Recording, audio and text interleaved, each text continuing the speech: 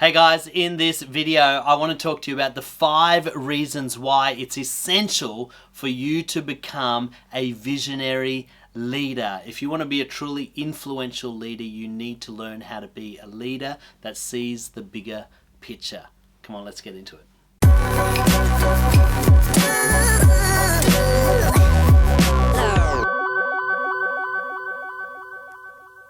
Alright, let's go. 5 reasons why you need to become a visionary leader. Now, just before I get started, if you're enjoying the content on this channel, don't forget to hit subscribe and click the bell for the notifications so that you can get our every episode. We're updating content on a regular basis and we don't want you to miss out. And don't forget to share with somebody who you think might benefit. Now, I'm going to start with a little bit of a caveat about visionary leaders. There are people that have a tendency towards being visionary leaders. Les McKeown, who's a leadership development expert, business expert, he says this: there are 3 types of leaders. There's the visionary, there's the processor, that's the person who's good at strategy, and there's the doer, the person that just gets in and gets the job done. All of those types of leaders have a place, and in fact Les McKeown argues that you can't actually take an organization anywhere beyond its inception unless you have those 3 types of leaders in your organization. So it's important that you have strategists, you have doers, but visionaries are an interesting group of leaders because visionaries see what is possible before anybody else sees it. There's a famous story about Henry Ford where he was asked about why he built the Model T Ford. That's the first production line car. And he said, you know, if I had asked people what they needed, they would have said they wanted faster horses.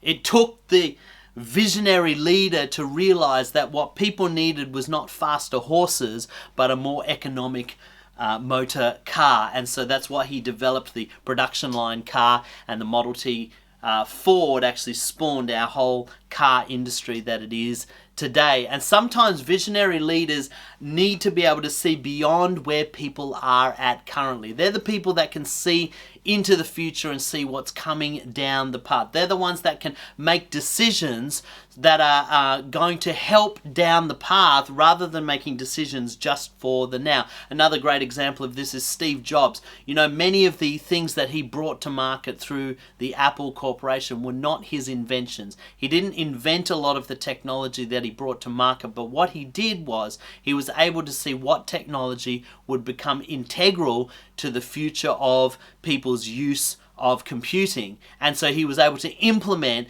particular aspects of technology into his design and to see the future before it came and direct people in the direction that he thought that they needed to go. A visionary leader has the ability to really think ahead of everybody else. Now, you may be someone who has a natural tendency towards this, and that's cool. You already think like this. But for those of you that maybe are not necessarily inclined towards it, there's some things that you can do to help yourself become a more visionary leader, to be able to look towards the future. So the first thing is this: you need to develop an abundance mindset. An abundance mindset says there is always more where that came from.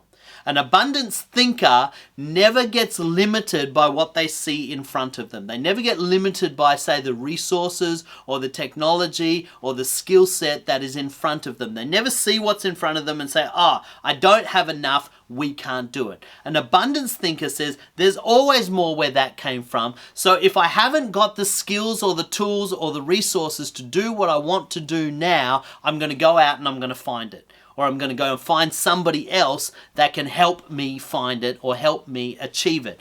An abundance thinker is always looking for the potential of what can be. You've got to train yourself to do that, especially if you have a tendency towards process thinking. If you are a process-driven leader or you're a strategist, you tend to look at the finer details. And sometimes looking at the finer details can get you bogged down in what's not possible rather than looking at what is possible. So you've got to train yourself to be an abundance thinker. Even if you look at what's in front of you, you need to see what could be. And that kind of leads to the second point that I wanted to make, is you need to become a possibility thinker. Become the person that always says, yes, I think we can do it. We just need to find the right way to do it.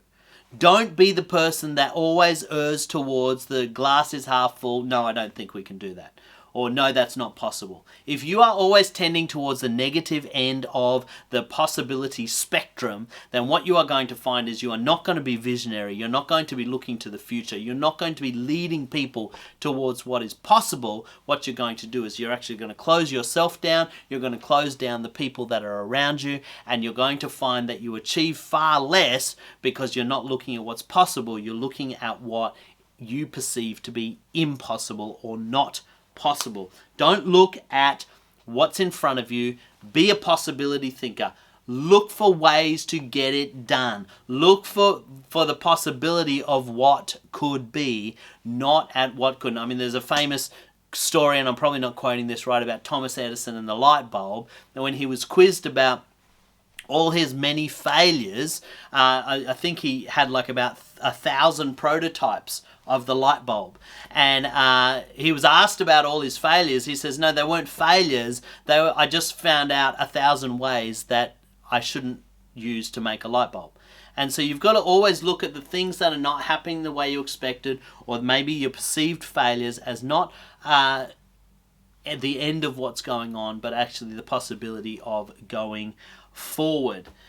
Number 3 is this: you need to be a student of culture and trends. You need to be a keen observer of what's going on around you. The way you do that is be an avid reader, be an avid consumer of cultural knowledge and understanding. Not because you necessarily want to do what culture is doing, but you want to see what trends are doing and where people are going. You will find that most large corporations that are trend setters will usually have a division or a group that is devoted to measuring or to assessing the trend setters that are not on the radar of anyone else.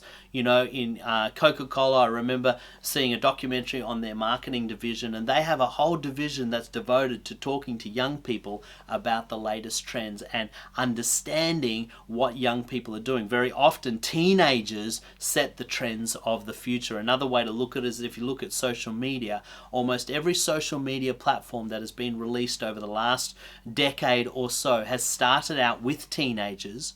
Their parents then jumped on because they wanted to see what their teenagers were doing. As soon as the parents jumped on, the teenagers left and they found another platform. And then once the parents were on, all the businesses jumped on and tried to market to the parents. But if you want to know what's going on in society, watch young people. 13-year-olds have a very good pulse on what's going on, and if you watch the trends of what teenagers are doing, what young people are doing, you can see trends and predict trends in society. Also predict trends in culture. When you see cultural movements or cultural conversations that are happening, you've got to have a good understanding, have your pulse on what's going on, so that you as a leader can make decisions that are based on where people are heading rather than where people have been. Now, the other thing to being a good student of trends and culture is be a learner. You've got to be a constant learner. You've got to be somebody who is constantly looking to grow their knowledge base, to grow their understanding. I am constantly consuming videos, ebooks, audiobooks. I'm constantly reading because I want to know more. I want to understand more. If I encounter something that I don't understand, or if I see a trend, or if I see a cultural conversation that's happening and I don't understand it, I make it my business to learn about it. I make it my business to find out what's going on so that I understand it. Because if you want to lead people in a particular direction, they're looking for leaders who know what they're talking about. They're looking for leaders who understand what's going on. And so you have to be a constant learner. Don't rest on the knowledge that you have, but be continually looking for ways to grow and understand and increase your level of skill and knowledge. Now that sort of brings me to my last one, and is to have a continual growth mentality. A continual growth mentality says that you never stop growing. You know, I was listening to the radio one day and an arborist came on the radio. That's the people that cut down trees and they care for trees. And he said that a tree is only ever in one of two states. It's either growing or it's dying. It doesn't matter how old it is or how big it is always growing. It's always pushing out new shoots, new leaves, new branches. And the only time it stops growing is when it gets sick or it reaches the end of its genetic lifespan, and then it starts to die. Don't be a person that gets to the end of your potential and then just stop growing. You've always got to be looking for opportunities to grow. Life is an opportunity for continual growth, or as Simon Sinek says, you've got to take the attitude of continual improvement or continual enhancement. If you look at video games, there's two types of video games. Video games that you play to win and video games that you play to get better at.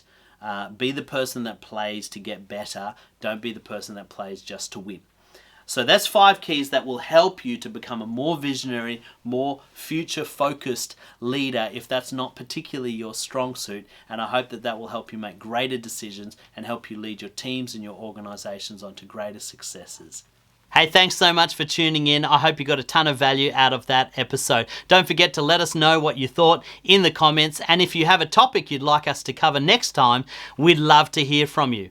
If you know anyone that would benefit from the content that we produce, please like and share this channel. And we look forward to having you next time on the Tarun Stevenson Leadership Channel.